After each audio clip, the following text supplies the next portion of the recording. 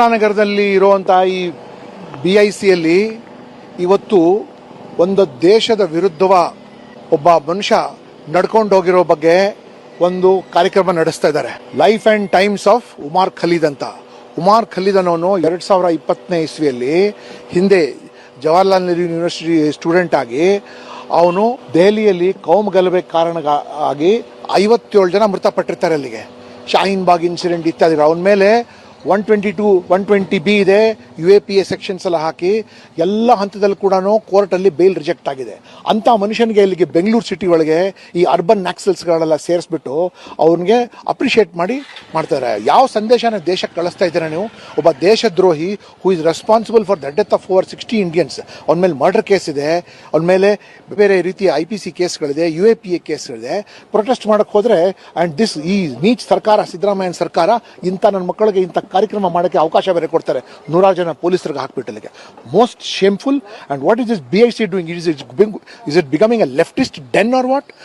Getting and gathering all so-called intellectuals. The same Ramchandra Guha ಈ CIA NRC protest ಮಾಡುವಾಗ he was picked up by ಕತ್ತನ್ ಪಟ್ಟು head constable ಎಳ್ಕೊಂಡು ಹೋಗಿದ್ದಾವಾಗ ಅಲ್ಲಿಂದ ಗಾಬರಿಯಾಗಿ prime minister ಆಫೀಸ್ಗೆ phone ಮಾಡಿದ್ದು that ನನಗೆ ಹ್ಯೂಮನ್ ರೈಟ್ಸ್ ವೈಲೇಷನ್ ಆಗ್ತಾ ಇದೆ ಅಂತ.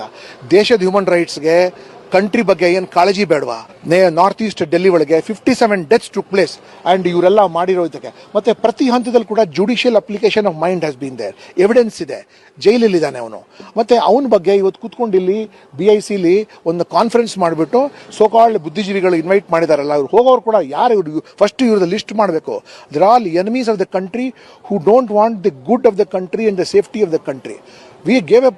We made a request to the commissioner. Papa, commissioner must be under pressure from his chief minister because chief minister's house is full of leftists and urban naxal ಜನ ಅವರೇ ಇಲ್ಲಿ ಸೇರ್ಕೊಂಡಿದ್ದಾರೆ.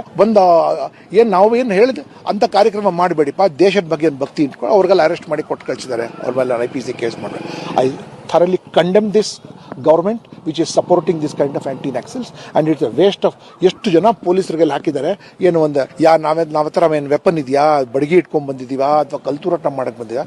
ಮಾಡಬೇಡಿಪ್ಪ ದಯವಿಟ್ಟು ಇಂಥ ಕಾರ್ಯಕ್ರಮ. ದೇಶದ್ರೋಹಿಗೆ celebrate ಮಾಡಬೇಡಿ ಅಂತ ಕೇಳ್ಕೊಳಕ್ ಬಂದಿದ್ದಕ್ಕೆ ಅವ್ರಿಗೆ ಅರೆಸ್ಟ್ ಮಾಡಿ ಬಯಪನಹಳ್ಳಿ ಕೊಟ್ಟು ಕಳಿಸಿದ್ದಾರೆ.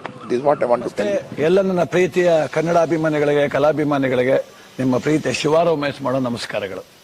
ಕೋಲಾರದ ಸಮಸ್ತ ಬಂಧುಗಳು, ಕರ್ನಾಟಕದ ಎಲ್ಲ ಕಲಾಭಿಮಾನಿಗಳು, ಕನ್ನಡಾಭಿಮಾನಿಗಳು ಈ ಐಡಿಯಾ ನ್ಯೂಸ್ ಚಾನಲ್ನ ಸಬ್ಸ್ಕ್ರೈಬ್ ಮಾಡ್ಕೊಳ್ಳಿ, ಬೆಂಬಲಿಸಿ, ಆಶೀರ್ವದಿಸಿ, ಆನಂದಿಸಿ, ವಿವೇಚಿಸಿ, ವಿಚಾರಿಸಿ. ಐಡಿಯಾ ನ್ಯೂಸ್ ಚಾನಲ್ಗೆ ತಾವೆಲ್ಲರೂ ಕೂಡ ಚಂದರ್ರಾಜ್. ಧನ್ಯವಾದಗಳು.